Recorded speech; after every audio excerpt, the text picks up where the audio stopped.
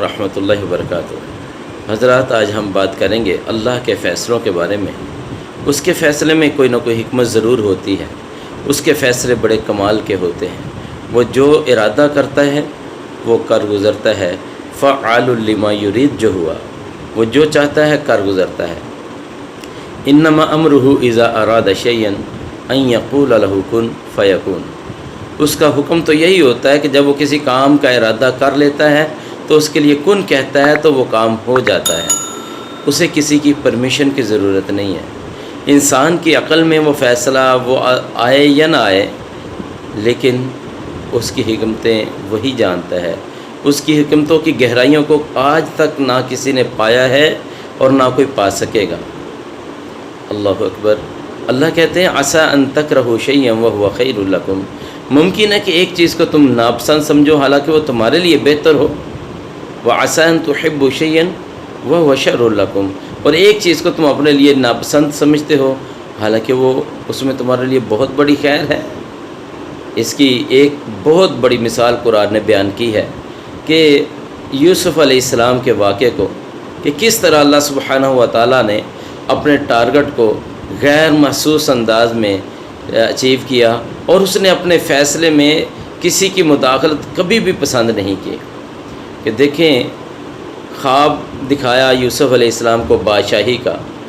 باپ کو بھی پتہ چل گیا کہ بیٹا بادشاہ بننے والا ہے، لیکن محسوس نہیں ہونے دیا کہ کس طرح بیٹا تخت پر بیٹھے گا۔ تو ایک خوشی کا خواب ہے، لیکن اس کی ابتدا اس کا چکا غم کا چلا دیا کہ بیٹوں کے دل میں حسد پیدا ہوا، اور سارے بیٹوں نے جو یوسف علیہ السلام کے بھائی تھے انہوں نے یوسف علیہ السلام سے حسد کرتے ہوئے چھٹکارا پانے کے لیے انہیں ایک اندھے کنویں میں، گہرے کنویں میں پھینک دیا کہ چلو جان چھوٹ جائے گی۔ انہیں کیا پتہ تھا کہ یہ بادشاہی کا سفر ہے۔ اگر کسی کو پتہ چل جاتا، کسی کو محسوس ہو جاتا، تو ہر ایک دوسرے کی منتیں کرتا کہ بھی مجھے اس میں ڈالو، مجھے دھکا دو، لیکن نہیں۔ اللہ سبحانہ و تعالیٰ نے یوسف علیہ السلام کو کنویں سے نکالا، اور مصر کے بازاروں میں دوسری آزمائش آ گئی کہ مصر کے بازاروں میں فروخت کر دیا گیا۔ عزیز مصر نے خریدا۔ عزیز مصر کے نعمتوں والے محل کے اندر یوسف علیہ السلام آ گئے۔ اب نعمتوں والے محل سے نکال کر اللہ نے جیل میں ڈال دیا۔ اللہ اکبر۔ کیسی عجیب حکمت ہے، کیسا عجیب سفر۔ آخر کار تخت و تاج ملنے والا ہے۔ تو جیل کے اندر دو ساتھیوں کو خواب بتایا، ان میں سے جو بری ہونے والا تھا اس کو کہا کہ بادشاہ کے سامنے میرے کیس کا ذکر کرنا۔ یوسف علیہ السلام کا یہ واقعہ، یہ بات، وہ آدمی جس نے نجات پالی تھی، جو آزاد ہو گیا تھا، وہ بھول گیا۔ یہ اللہ کی حکمت تھی کہ اس نے مناسب وقت تک کے لیے اس کو بھلائے رکھا۔ تو جیسے ہی بادشاہ کو ایک خواب آیا، اب یہ پانسا پلٹنے والا ہے۔ بادشاہ کو خواب آتا ہے، جتنے بھی شاہی دربار کے لوگ ہیں وہ کہتے ہیں کہ یہ بے مقصد سا خواب ہے، لیکن وہ آدمی جس کو اس نے کہا کہ ہاں ایک آدمی ہے جیل میں پڑا ہے، یوسف کو تعبیر بہت اچھی آتی، وہ تعبیر اس نے مجھے بھی بتائی تھی۔ تو بادشاہ نے کہا کہ ٹھیک ہے، لے کر آؤ۔ اب یوسف علیہ السلام کو پیغام جاتا ہے۔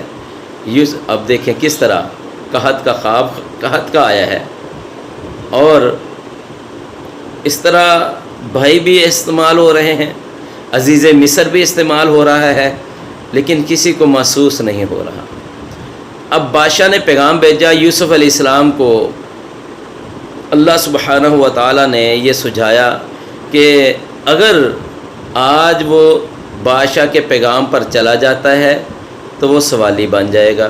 اب یوسف کو سوالی بنانے سے بچا دیا، اور تو یوسف علیہ السلام نے کہا کہ نہیں، میں NRO کے تحت واپس نہیں آؤں گا، بلکہ مجھے واپس بادشاہ کو خود آنا پڑے گا۔ بادشاہ آیا، سوالی بن کر آتا ہے۔ یوسف علیہ السلام خواب کی تعبیر بتاتے ہیں، اور یوسف علیہ السلام کہتے ہیں کہ میں اس وقت تک جیل سے باہر نہیں جا سکتا جب تک کہ جنہوں نے مجھ پر الزام لگایا ہے میری گواہی سچی گواہی نہ میرے کیس کو اپنی گواہی کے ساتھ ثابت نہ کر دیں، وہ اپنے جرم کو خود اعتراف نہ کریں۔ تو اللہ سبحانہ و تعالیٰ نے وہی عورتیں جنہوں نے یوسف علیہ السلام پر الزام لگایا تھا انہی کے منہ سے، وہ عزیز مصر کی جو بیوی تھی اس نے خود کہا انا راودتہ، میں نے اسے پھسلایا تھا، وَإِنَّهُ لَمِنَ الصَّادِقِينَ، یوسف سچا ہے۔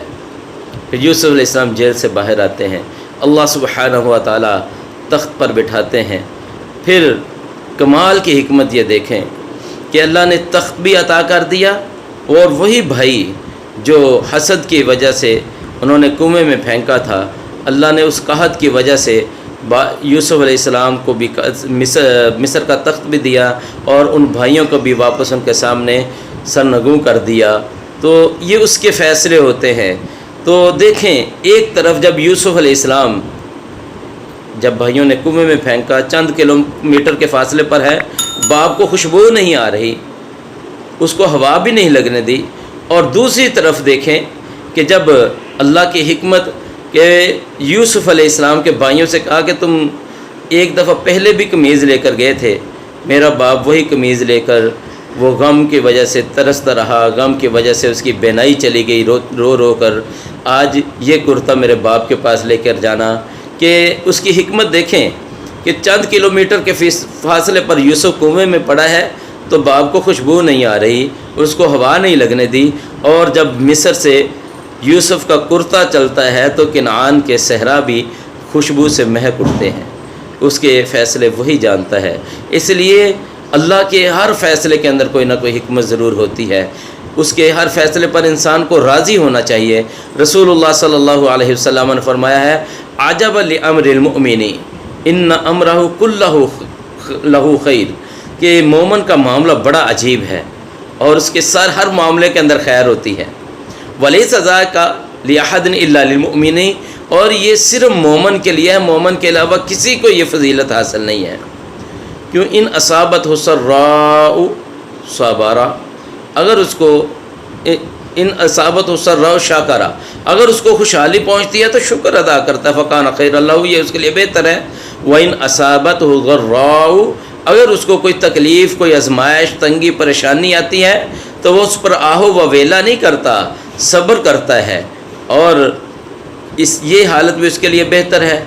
تو یہ نہیں ہے کہ جب بندے پر آزمائش آئے تو بندہ آہو و ویلا کرے، سارا آسمان سر پر اٹھا لے، محلے کو سر پر اٹھا لے، جب کچھ نہیں بن پڑا تو کہتا چنگا پھر ساڈا تو صبر ہی ہے۔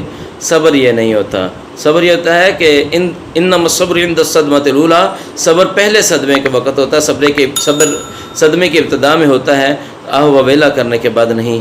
حضرات، اللہ کے فیصلوں پر ہمیں راضی رہنا چاہیے، اسی کے فیصلے انسان کے حق میں بہت بہتر ہوتے ہیں، کیونکہ وہ بندوں کے بارے میں، اپنے بندوں کے بارے میں خوب خبر رکھنے والا ہے، اس کو اپنے بندوں سے بڑی محبت ہے۔ اس پر ہم انشاءاللہ اپنی دوسری ویڈیو میں بات کریں گے کہ اللہ کو اپنے بندوں سے کس قدر محبت ہے۔ وآخر دعوانا الحمدللہ رب العالمین۔